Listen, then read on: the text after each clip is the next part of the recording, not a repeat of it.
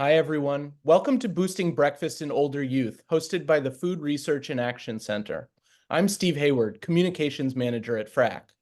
Before we begin, I'd like to cover a few brief housekeeping items. We expect this webinar to run about 60 minutes. We are recording the presentation and will send the recording and slides in a follow-up email.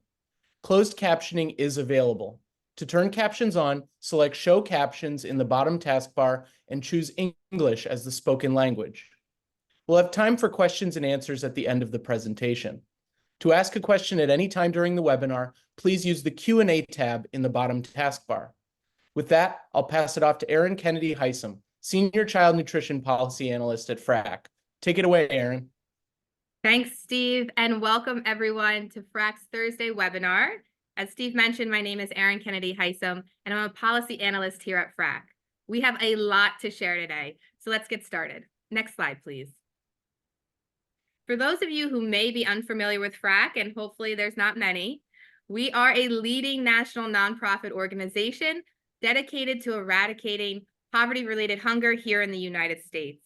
We do this through three main ways: research, technical assistance, and local, state, and federal advocacy. Next slide, please. There is so much good stuff to talk about today, and we have a panel of amazing speakers. I'm going to start with a brief overview of school breakfast, sharing participation data and best practices. Then I will turn it over to our panel of presenters. First, we will hear from Karen Kafer, Chief Wellness Officer at Gen Youth. Then we will turn it over to our school districts: Caitlin Lazarski of Pine Bush Central School District and Chris DeRico of Barber County Public Schools. I will return to share some resources, and then we will open it up for Q&A. As my colleague Steve mentioned, please use the Q&A function on the bottom taskbar of your screen to enter questions at any time. Next slide, please. As many of you know, when students have the nutrition needed to succeed, they are better positioned to reach their academic potential. Research indicates that eating school breakfast improves students' concentration, alertness, comprehension, memory, learning, and standardized test scores. Eating breakfast is associated with improved cognitive function, improved attention and memory, and improved school attendance. Next slide, please. There are a multitude of barriers to both the student and the school food operation that may inhibit school breakfast participation. Adolescents, so students roughly 10 to 19 years old, report skipping breakfast due to a lack of time or a lack of desire, a dislike of the foods offered, and unfortunately, as a way to lose weight, despite evidence to the contrary. Research associates breakfast consumption with lower body mass index. In fact, skipping breakfast is associated with a poor quality diet and lower rates of physical activity, both of which are linked to a higher BMI. Next slide, please.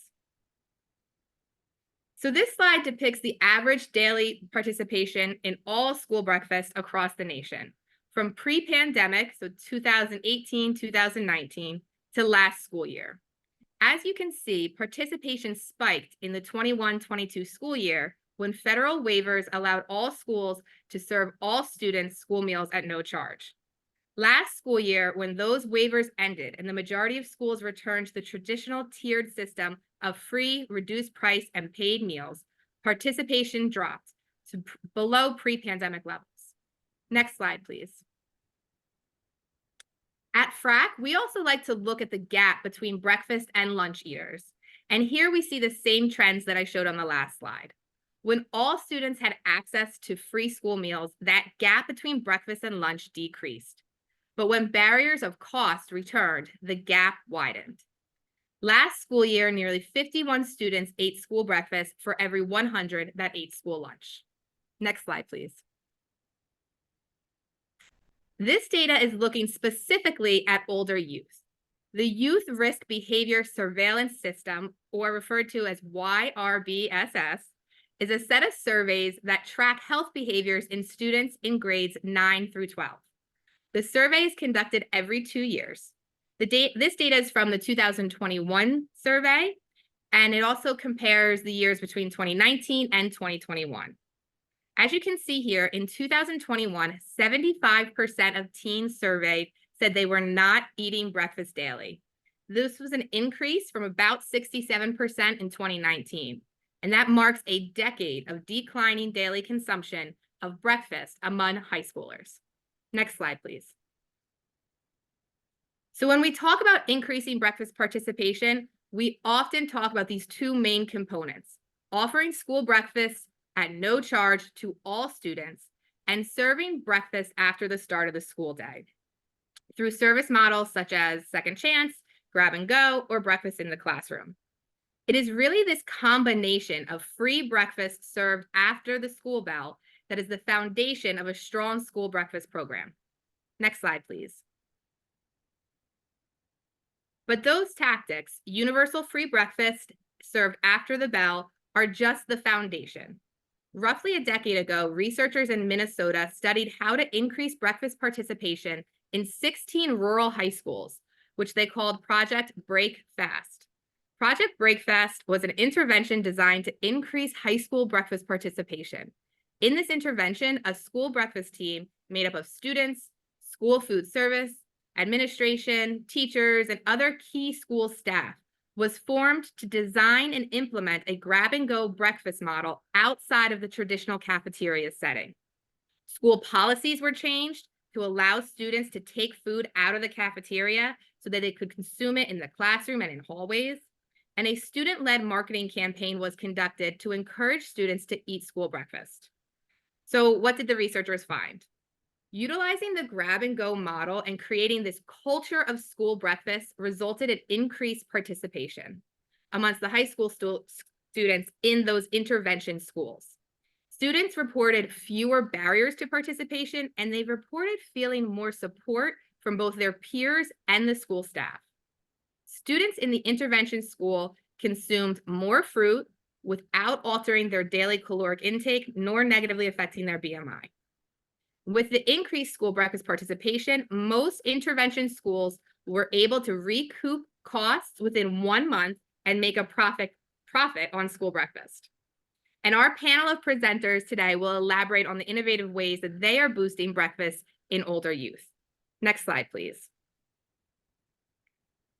And now I am honored to pass it over to our fabulous partner, Miss Karen Kafer at Gen Youth.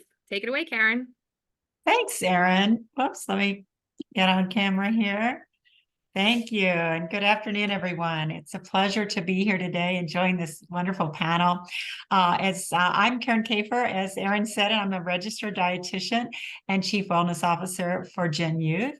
And just to share on the next slide a little bit about who we are. Gen Youth is a national nonprofit and public charity. We were founded in 2010, so we're fairly young, through a unique partnership between farmers and football players. We have a mission to help children thrive through living well-nourished and physically active lives. We work with partners nationwide to provide grants and resources to schools to increase equitable access and participation in school meals and in physical activity opportunities. On the next slide, just some examples of the type of equipment grants, nutrition equipment grants we provide to schools. It's a variety of equipment that supports school meals and have been proven to help increase that access and participation, including mobile meal carts, grab-and-go carts, and smoothie kits. And we also know that these alternative approaches to serving school meals and taking the meals out of the cafeteria have reduced the stigma and challenges of time and access and even perception by the students in school meals. We just recently awarded some 700 grants across 46 states as part of our spring grant offer. But today, on the next slide, core to our work is engaging youth. As our National Youth Council says, if it's about us, don't do it without us. So we engage students in everything we do, and we conduct surveys with youth. And I'm excited to share some highlights with you today of a recent survey we did looking at Gen Z or older youth perspectives, attitudes, knowledge, and behaviors around healthy eating and nutrition literacy. You know, the first thing we wanted to know was, well, how do these kids, how do they define healthy? You'll see on the next slide, I'll share first our methodology and demographics. We conducted an online survey with over 1,000 students between the ages of 13 and 18. We included public, private, and parochial schools. It was a nationally representative sample. And as you can see from the demographics, we had nice variety relative to school level, to gender, to home location, ethnicity, and household income. So now the next slide before we go is, so how do they define healthy? They told us that healthy to them is around fresh ingredients, vitamins and minerals, and protein. And based on their own definition of healthy, only about half said they eat healthy most of the time. And when we looked at, well, what are the reasons why that they don't eat healthy more often? They cited cost, access, and they just love eating unhealthy foods. So I think there's an opportunity there for us with providing more healthy foods that kids like and enjoy to eat. But at the same time, 2/3 of them told us they are interested in learning more about eating healthy, and that's where they need our help. So then we looked at, well, are there predictors of kids, what will be more likely, the kids will more likely eat healthy? And certainly household income and eating meals more often with their family were key predictors of how often they reported eating healthy. But let's take a look at some others. They also cited how often they eat school breakfast as a key predictor of how often they reported eating healthy, how knowledgeable they felt about healthy eating, and how physically active they are. That is, the more they reported being physically active, the more often they felt they ate healthy. And support of others, whether it's family, peers, or teacher encouragement, certainly being around people that encourage eating healthy and eating with others were key predictors to how often these students said they ate healthy. So what makes a difference in getting students to eat healthy more often? On the next slide, we'll see the top 3 things were cost, family meals, and access to healthy food, both at school, at home, and when eating out.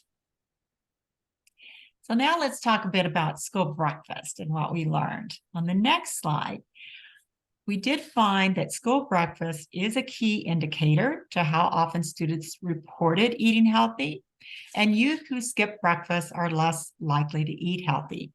Now, that's not news to you, but we all know that when kids eat breakfast, they're more ready to learn, so that learning connection, and that they don't make up for those nutrients later in the day if they skip breakfast. Yet, it is the meal that youth skip most often, and over half of them say they're doing it at least once a week. And for those students from low-income households, over half of them report skipping it as much as every day. And regardless of household income, we found girls reporting that they skip breakfast more often than boys. We know that school breakfast plays a vital role in healthy eating for students from low-income households, and it is these students that reported a preference for eating breakfast at school versus eating it at home. And let's look at that a little more closely. We know the national data on the next slide shows that kids who, 1 in 5 kids, or I'm sorry, go back 1 slide. I think, or did we? Yes, thank you. Kids who eat breakfast at school We know the data says 1 in 5 kids live in food insecure households, but it was rather sobering to find that a third of our respondents said that they worry about having enough to eat. And thanks for forwarding to the next slide. You hit it right the first time. All right. So a third of them, over a third, said they worry about having enough to eat. And it, unfortunately, is these students who report skipping meals most often. But on the good side, they also prefer eating school breakfast, noting that meals served at school are healthier than what they can get at home. So the work you do is so important, as we all know, in meeting the nutrition needs of all kids, but especially those at most risk. On the next slide, we looked at breakfast a little bit more. Only about 59% say they're eating breakfast regularly, even when it is available. And some of the key things that they cited were reasons why they skip breakfast, including taste, which Erin mentioned, time, and timing of when meals were served were their top 3 barriers to why they were not eating breakfast more often. Breakfast in the cafeteria was the most frequent setting reported. And I was excited to see that they reported that grab and go was a reason why they would eat breakfast more often. So offering grab and go options dramatically increased participation, yet only a third of those in our survey said that they had access to this option within their school. And I know we're going to hear about some innovative approaches from Chris and Caitlin in a minute. On the next slide, we ask again how often they eat school-provided breakfast, and about 20% eat it every day, and that's close to what Erin just shared. The significant finding here, just to point out again, is the impact of grab and go on the frequency of eating school breakfast. I know I got excited about that the more often we provide that grab and go was available, the more often they would choose to eat school breakfast. So lastly, we wanted to know, well, where do kids get their information about healthy eating and nutrition? So on this slide, you'll see at school, health class was the #1 place. They said they're learning about healthy eating, followed by teachers and PE. And then outside of school, parents certainly rule, followed by doctors, dietitians, and Dr. Google.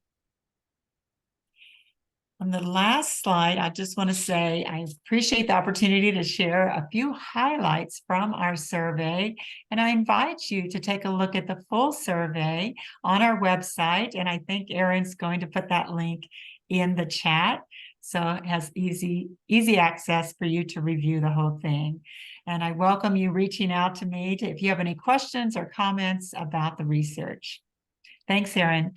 Thanks, Karen. That is such vital research to really focus specifically on the secondary students, as we know breakfast participation drops as kids get older.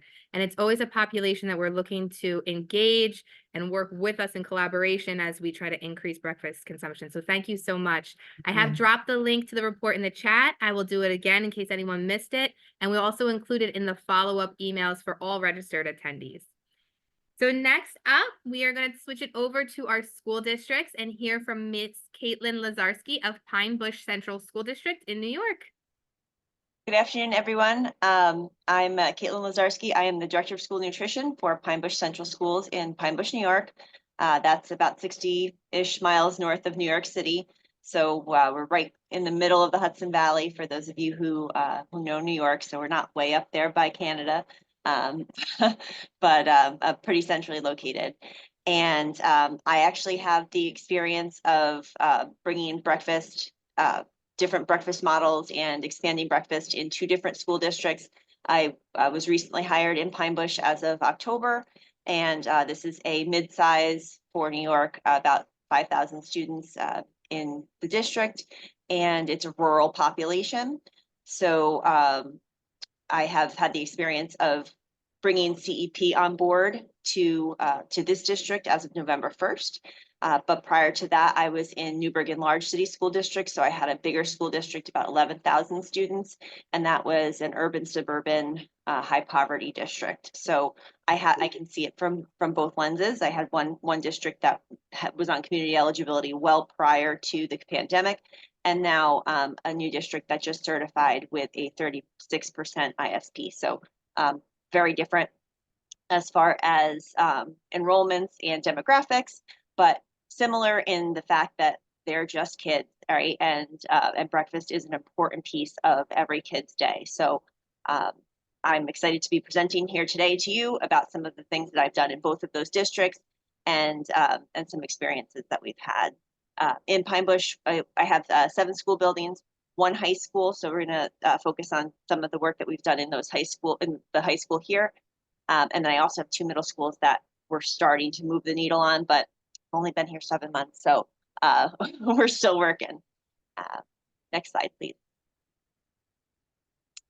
So this is an important slide. I put this in because it shows breakfast participation and how that growth happened from last year when this district, when Pine Bush was not community eligible, and how moving just to a community eligible model where all students ate at no cost, and what that did for growth and for participation. All of the schools are doing grab and go models as soon as the kids come through the building. These are examples of our elementary school cart. They're really pretty and they're effective for our elementary school students. However, you can see that even though we were still providing that grab and go opportunity and we were still providing the meals at no cost in our secondary population, the growth wasn't as substantial. I'll tell you, the one middle school that did have the 10% growth, they are the least, they have the lowest ISP, right? So they have the lowest need base. So their growth it was faster just because now all of a sudden everyone was free and it made that needle move faster. But for the other 2 schools, we didn't see that big of a jump with just moving it to a free model. We needed to do some more innovative things to focus on that secondary population. Next slide, please. So, like I said, breakfast at no cost is the way to go. So if you do not have a school district that has community eligibility or provision 2 or doesn't have that availability, when I first started out in Newburgh, we did not have community eligibility, but we were able to non-price breakfast for the schools that didn't qualify. So our high school actually was not a qualifier at the time. That's way back in 2014, before all of the great matching processes and things happened. But we decided that we were going to non-price breakfast. And again, the movement and the availability and the accessibility of that free breakfast made the stigma go away. So it was no longer a place where only students who needed breakfast, the poor kids who didn't eat at home, were just coming off of a bus. We were making this an inclusive thing that every student was participating in. There was no stigma attached, and therefore more kids participated. But another game changer was also expanding that breakfast meal period. Having grab and go at the door was allowing them to eat in their classroom first period, but second chance breakfast was a major game changer. So having breakfast available pretty much until lunch started was huge for us in both of my districts. And we did that in a variety of different ways. The first was reimbursable meal vending. I had a large high school in my previous district, 2,400 students. We started out with 3 machines. And by the end of that first year, we brought in 2 more, and we only used them for breakfast. They were so successful that I brought that model over here to my new school district, and we just kicked them off, and we'll get some information about those coming up, but they are super successful. It's a great model. Some other things that have worked and I've worked with are student surveys and focus groups. That actually tends to work a little bit better with the middle school population if you can get a group of students that are engaged, and then offering those on-trend menu options. Next slide. to breakfast vending. These are our brand new machines at Pine Bush High School. They interface with our point of sale system, which happens to be Mosaic, but this particular brand of vending machine does interface with many other point of sale systems. The students need two forms of verification. So they put in their student ID and their date of birth. The little instruction sheet that I put on the side there, I created that, and those are on the on each machine, so it takes them step by step as to what they're supposed to do. There's nothing more humbling though than teaching a high school student how to do something, especially when it's something that has a pound button that they've never heard it called a pound button. It's a hashtag. So hashtag, don't, they look at you like you're crazy when you say, hey, push the pound button. And they're like, what is that? I don't know. And then also their date of birth has to be in the month, day, year. And to explain to them that not everyone was born in the 2000s is also slightly terrifying and humbling. So, but it has been fun. I have been able to meet a lot of our students here at the high school by being out there and teaching them how to use this new technology. The upfront investment was about $15,000 a piece. They are customizable, so you can have them hold fewer than this. As far, it depends on your packaging and how you want to assemble your meals. But they are the ways that we designed it. They do hold between 110 or 125 meals, and you can actually use a template that they have, which is just a generic background, but we did customize it with our district logos. Next slide. As far as reimbursable vending, we are able to offer breakfast now until 10 a.m. So our vending machines are on. The kids can take them as they can use them as they go through the hallways, through their passing periods, or many students are actually getting passes from their teachers to go and get breakfast. As soon as they get to class, they say, hey, can I get a pass? They'll go out, they'll get it, they'll come back. The picture on the right-hand side, those are the machines I had in my old district. They were a turnstile it was called Star Foods Vending. They're no longer in business. That machine actually was a design that was based out of, I think, Italy, and it's no longer being manufactured. But again, same scenario where the students would put in their student ID and their date of birth as the second form of verification. We are able to provide offer versus serve in these vending machines. As you can see, we line up the items so that they will offer either the half cup of fruit and milk with the entree, or the 2 grain item, or the grain and the protein, or they will offer the full cup of fruit. So in this example, they have, I think we have apple slices and a juice with the 2 grain item. And we do the same thing with the yogurt parfaits. The machines have an elevator that comes up and down so they don't get crushed. They don't pop open. They're beautiful. This is wonderful technology, and these kids are all over it. So as you can see, as far as participation increase, we are still growing here in Pine Bush. We've only had these online since April 9th, so a little over 6 weeks. And we're seeing growth of about 100, 150 meals a day, and our participation is climbing. In my previous high school, we saw that growth as well. We saw it at a much higher rate, but we were a higher poverty-based district, so a little bit different. But we are still in the throes of the growth right now, so we're excited to see where that goes. Next slide. Student-driven menus. So in my previous district, we established a student advisory group at the middle school level. They were able to sample our new items. They rated them. We made sure that how those students rated the items was how we placed them on menus. So we made sure that, hey, you see that we are putting this is your feedback. This is what you decided. And it got those students, those ambassadors, to go around and say, hey, did you get breakfast today? It's really good. We decided that this is what we wanted. So that was very, very successful. We also did sampling at lunchtime and said, hey, do you like this? You should come to breakfast. We are offering it tomorrow. So we use those opportunities as well. Next slide.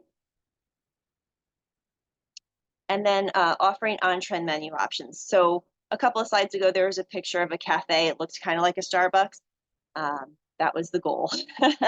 So our high school was offering fresh milk lattes. There's a lot of different ways to do that. At the time, we had a brewing machine where it brewed a shot of espresso and steamed a cup of milk.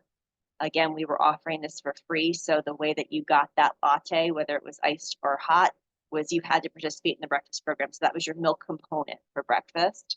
And you had to take the full breakfast to get it for free. So that incentivized kids to come to breakfast. We also have offered hot chocolate, which is essentially just hot chocolate milk. We heat up chocolate milk and we put it into to go cups. Again, that was super successful both in the middle school and the high school level.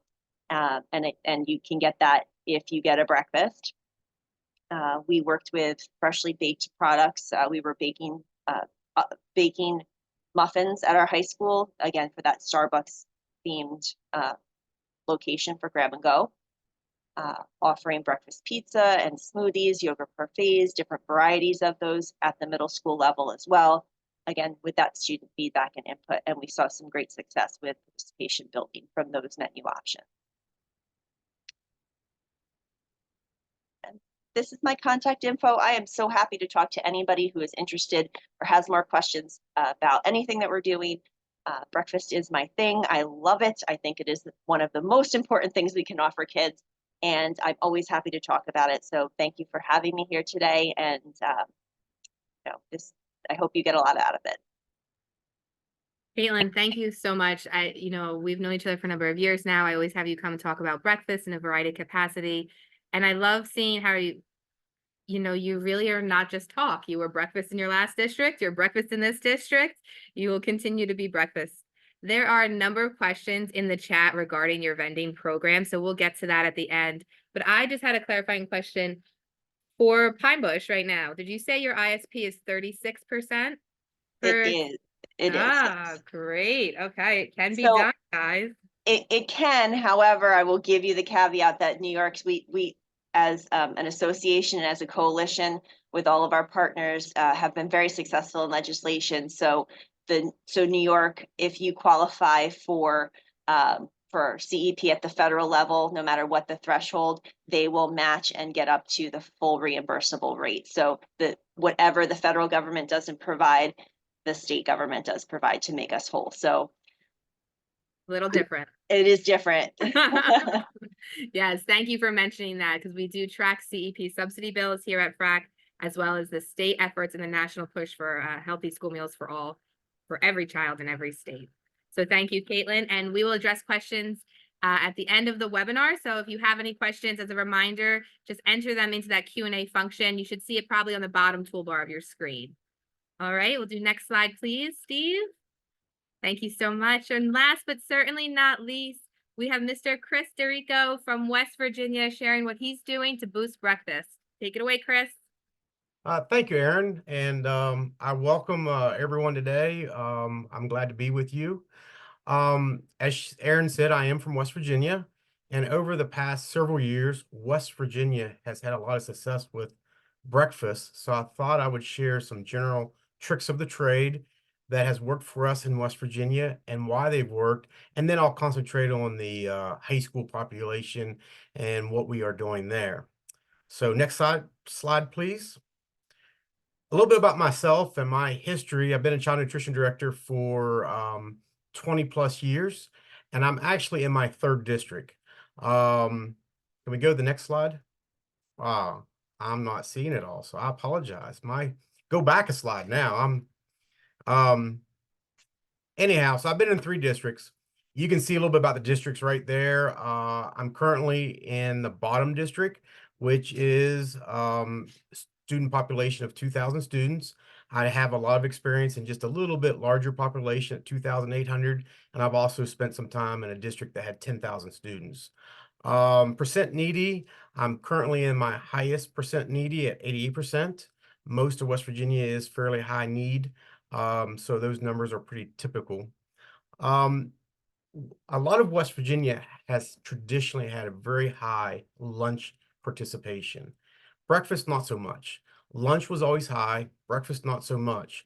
So we're going to get into what changed and shifted to increase our breakfast participation. Next slide. So hopefully I'll be able to share some things, and let's go ahead and just go to that next slide. And probably the first thing I want to share and talk about is what's in that one square that mentions the West Virginia Feed to Achieve Act. And this was state legislation back in 2013. And to make it pretty cliff notes, the first objective was to try to get universal free meals throughout the state of West Virginia. So this is clear back in 2013 that they were hoping to get free meals for all students. About that same time is when community eligibility provision came about. So West Virginia started taking advantage of that and growing the number of schools, the number of districts that are participating in CEP. I can tell you, due to a conversation earlier today, that there is only 2 districts out of 55 that are not fully CEP in West Virginia. And I can even tell you that out of about 300 to 325 schools in West Virginia, there are only 23 that remain non-CEP. So once again, we're almost there with universal free meals in West Virginia due to CEP. The other thing that the Feed to Achieve Act wanted to do was to work on increasing breakfast participation. So I want to relate to you that having legislative support obviously goes a long way in working towards your goals, our goals. Obviously, it was our State Department of Education that was responsible for following through with the Feed to Achieve Act and trying to work on getting breakfast participation up. So obviously, it's been mentioned in this presentation, and I think a lot of us are familiar with common strategies such as breakfast in the classroom, breakfast on the go, and even breakfast after the first bell. I will tell you that through time, our State Department has been very open-minded with any strategies that could help a specific schools, because we're all unique, all school districts are unique, and even schools are unique. So whatever may fit the mold for that particular school, they were very supportive in working with us to achieve higher breakfast participation, especially if the data showed that and so forth. Next slide. I will tell you firsthand, in my opinion, in order to really get your breakfast participation up, you truly do need school administrative support. Therefore, you need the principal support. If the principal believes in it, if the principal is supporting you, your program, and that breakfast program, then obviously how the principal handles teachers, custodians, even the kitchen and the cafeteria staff goes a long ways in your breakfast program. So just once again, I can't emphasize how important the principal is.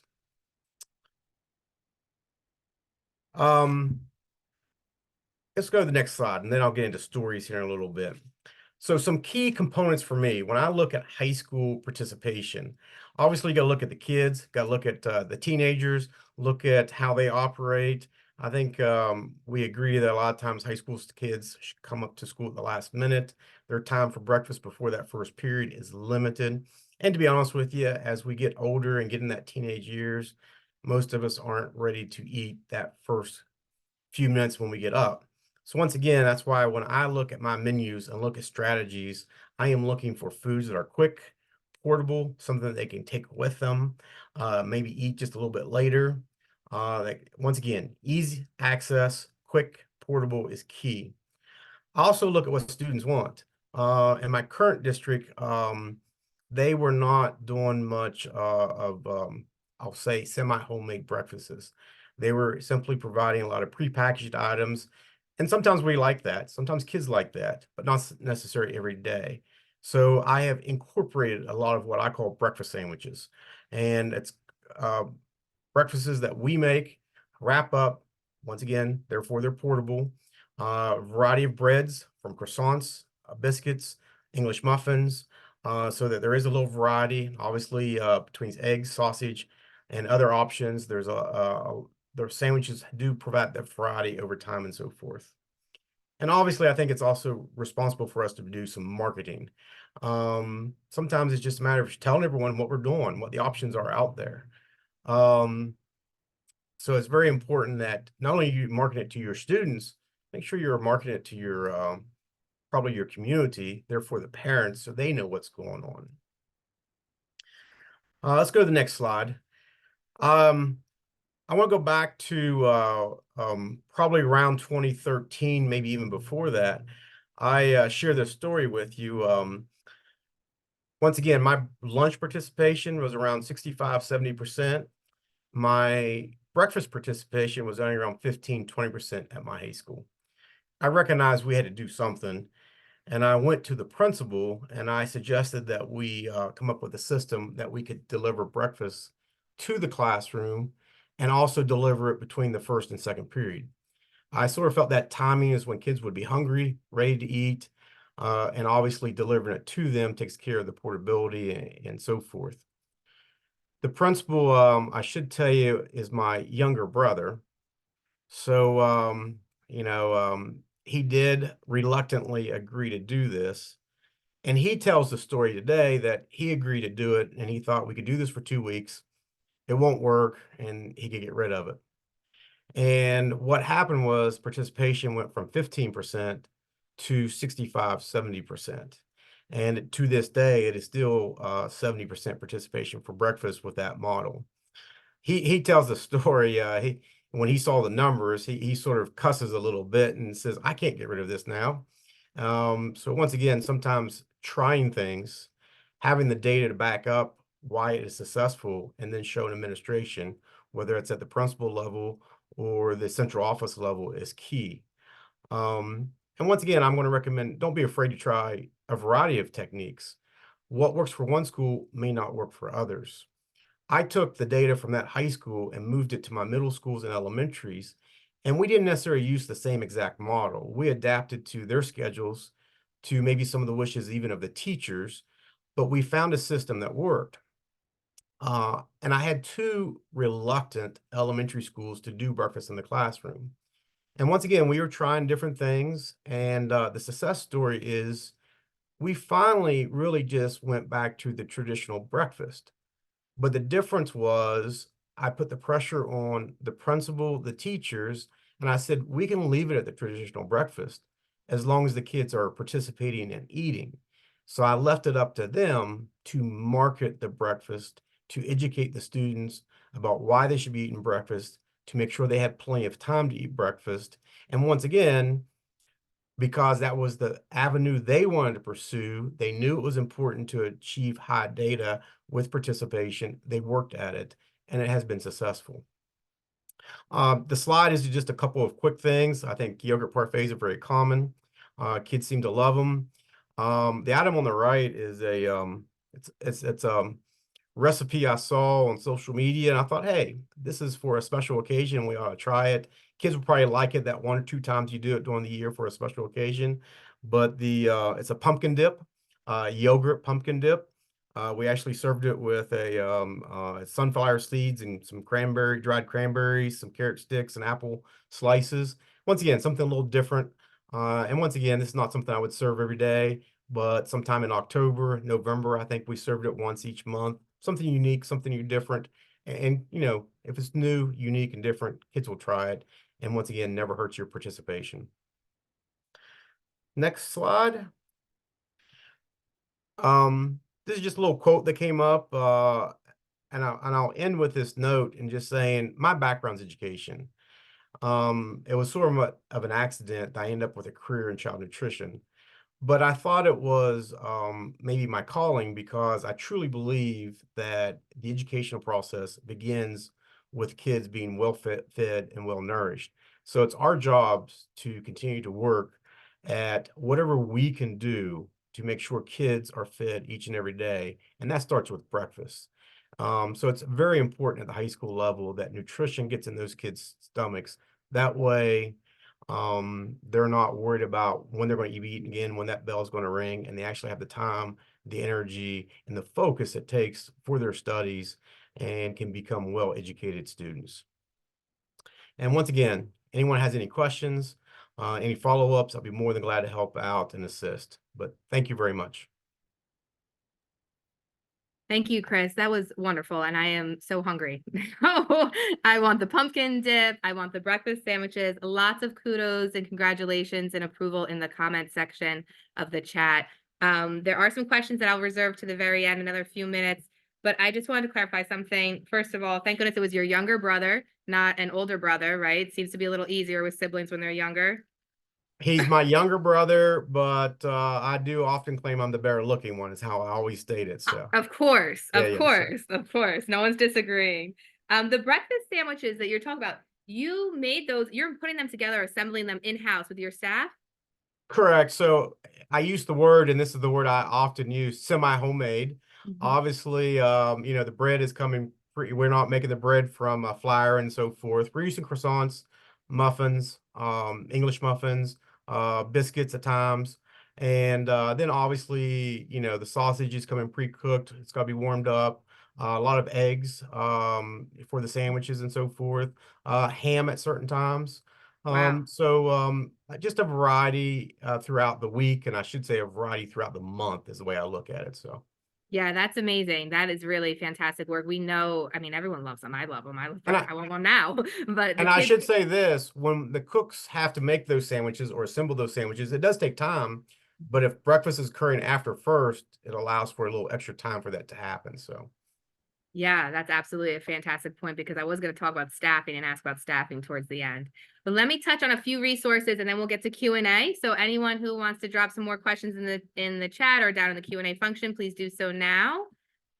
So here at FRAC on our website, we have a slew of resources specifically related to breakfast that can help you out. Next slide, please. Our website contains a variety of tips and tools that can increase participation. And some of the research that I mentioned at the beginning of this webinar is housed on that site, as well as numerous resources on benefits, expansion strategies, reimbursements, operating the programs in specific areas, such as working in rural communities.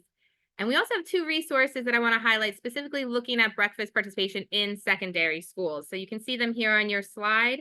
They are available online. If you can't find them for whatever reason, please reach out. Next slide, please. All right, we're going to open it up to Q&A. So I'll invite my panelists to come back on camera if they're not. Chris, I'm going to turn the first question over to you, and then anyone else can jump in. So you were talking about delivery models, and you're talking about how every school is unique, and breakfast in the classroom and grab and go. How are the teachers involved in all these different approaches?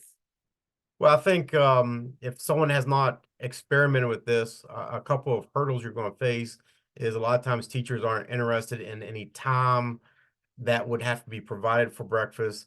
They're not interested in food in their classroom. Likewise, custodians are going to be upset because they think there's going to be this more of a mess in the classroom and so forth. So once again, I think it's conversations.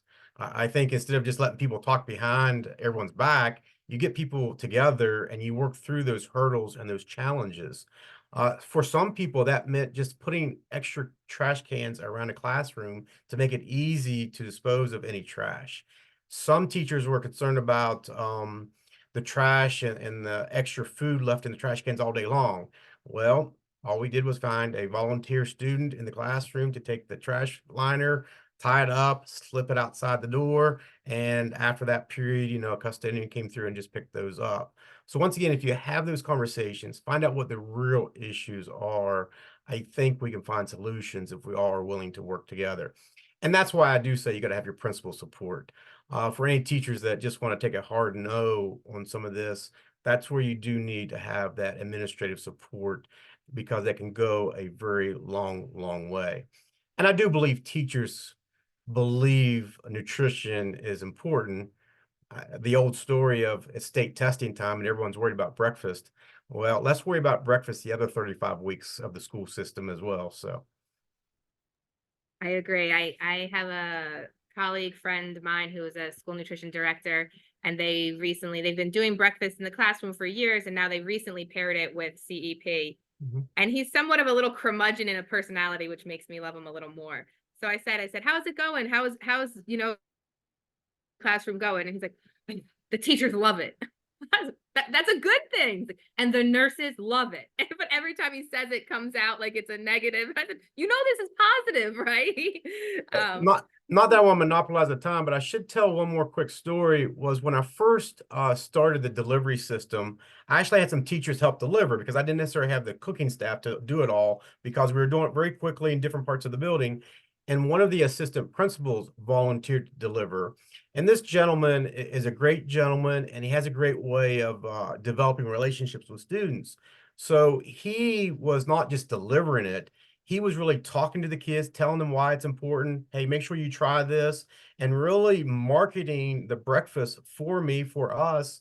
And that goes so far because all the kids knew what he was doing. And so if you find that, I'll call cheerleader for you, it can go a very, very long way. So Absolutely. And I think everyone should spend an afternoon in a school cafeteria if you get a chance. See what really happens and who makes the magic happen. So Caitlin, Karen, do you want to add anything to that about working with teachers? Caitlin, you can go first. Yep. So I want to echo what Chris said. It's all about communication and early communication, right? Don't just show up to their classroom door and like, hey, breakfast is here, right? So get them engaged and on board early. Sometimes that does have to be a top-down support. So if your superintendent or your board, building principal, it depends on what level, right, you're at and where you want to make that impact, but making sure that they feel heard early. So what are your concerns about this? What can we do? This is how you can communicate back to me after it starts if something's not going right. So just giving them that opportunity to know that there's a feedback channel. Many times they don't use it. And in fact, what I heard from many of the teachers after things got on their feet with traditional breakfast in the classroom in my previous district was they're like, wow, I don't have to stock up my classroom with snacks and breakfast because my kids have it now and it's here for them. And that was a benefit directly to them and their household income, right? Because now they're not going to, BJ's or Costco or wherever and getting boxes of granola bars to stock in their classroom because they knew they had hungry kids. So I think you need to appeal to what it is that they're looking for and what will help them ultimately in their classroom. I'll also say I had a building principal in my previous district that I got brought into his office with all of his assistant principals the day before the vending machines were launching. And he was pacing back and forth. He's like, it's not going to work, Caitlin. It's going to be awful. There's going to be food everywhere. It's going to be a complete disaster. I don't think we should do it. I'm like, Raul, machines are filled. We're going, we're doing this. It's too late to back out. And when we started to talk about it, I'm like, really, there's 2,400 students in this building. How many kids do you really think are going to be an issue? And when he thought about it, he's like 20. I said, okay, so you're going to take this away from 2,400 students for 20 kids that might be an issue. And fortunately, I was right. And he ended up being one of my biggest advocates. I had other principals calling him. I had neighboring districts would reach out to me like, hey, how are you doing this? I have a principal who's really just not going to be on board. I'm like, oh, call Raul. He'll tell you. And, he's still an advocate for these breakfast programs because of the experience he had. So when you get those advocates, make sure you keep that connection because they are going to be beneficial for the long run for you, if for whatever program you're trying to start anywhere else. Yeah, absolutely. And Karen, I know you do a lot of partnership work with all areas of a school system. So any tips you can say with working with teachers or the larger school system? Yeah, well, to Chris's point, I think engaging the administration, and from our own research, students told us that teachers have an important influence on whether they eat school meals. So teachers encouraging them, sitting down and eating with them, were something that students themselves said made a difference in whether they ate school meals.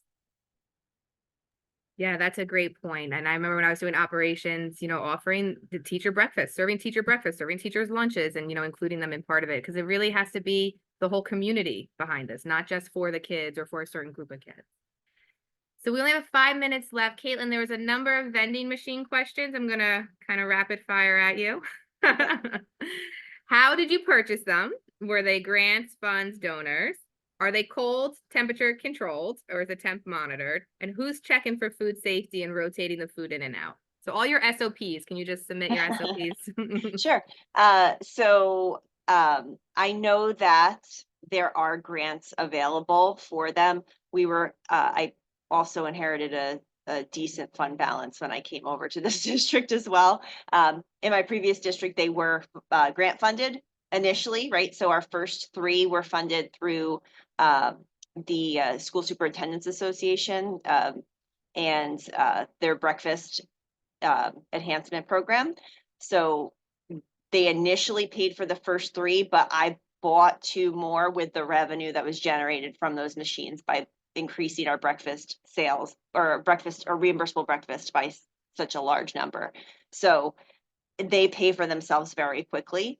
And then here, like I said, I did inherit a decent fund balance, so we were able to invest in them early and use that fund balance again to enhance the program and move it forward. But there are plenty of opportunities that I see come available, and they're about $15,000 a piece, so it's a substantial investment.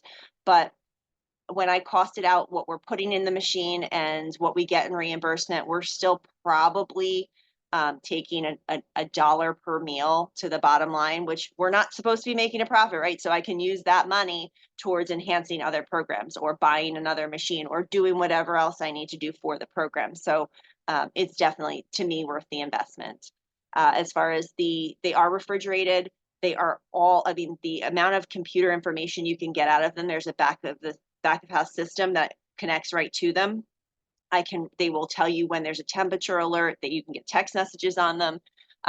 They will run reports. I think it's every 10 minutes, they'll do a temp check. And if they're out of temperature for a certain amount of time, they won't vend. It's like out of commission, sorry, we can't. So they know that the meals that have been in there have been out of temperature for too long. They will not vend until you empty it and reset the machine. And then as far as filling them, yes, it's my staff. We did feel that we had to add a position for them. But again, well worth that investment. They are filling them at the end. So they'll fill them at 12 o'clock in the afternoon for the next morning. So they are ready to go at 7 a.m. as soon as the kids walk through the door. Those meals are there, they're ready. They've been in the refrigerator in that temperature controlled situation since the day before. Great, thank you. And I know, Caitlin, you mentioned that you're happy to connect with anyone interested offline after the webinar. So if you'd like to reach out to me or the panelists directly, go ahead. We can always put you in contact. A question that came in through the chat for Chris and Caitlin: what has been the biggest fresh prepared recipe / item for anyone on this call? Karen, you can speak to this too for your time in schools. What do you think is most popular right now? And I'm going to tweak it a little bit and say, particularly in the high school or middle school age groups. I'll start and just say maybe that's a tough question. Once again, we do a lot of breakfast sandwiches, but those yogurt parfaits, once again, I'm in first year of a district and they had never done those. So those have been a hit this year. I should also say, we're talking basically about the entree item for breakfast. We do offer a variety of fresh fruits. It's just not juice and so forth. So we do make sure we're providing as much fresh or fruits as possible with breakfast every day.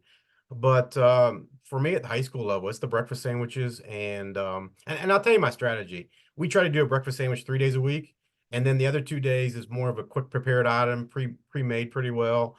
So there's not much labor involved is my approach, and it seems to work well with the students as well, because once again, they don't mind to have that pre-made Danish every once in a while. And so just that variety, I think, is the key. Caitlin, can you help me with that any? So I'm sorry. So what was the question again? I was caught up in vending world to making sure I answered all those. You did. Your essentially most popular fresh prepared recipe or item. For breakfast, so we were super successful with the coffee shop model. We're in New York too, so you have to have a nice bagel. Like you're not getting the Lender's bagel here, So we we had a good bagel shop or bagel bakery that we would get things from fresh every day. So that was a huge hit. That was a huge entree that all of our middle school and high school students took advantage of.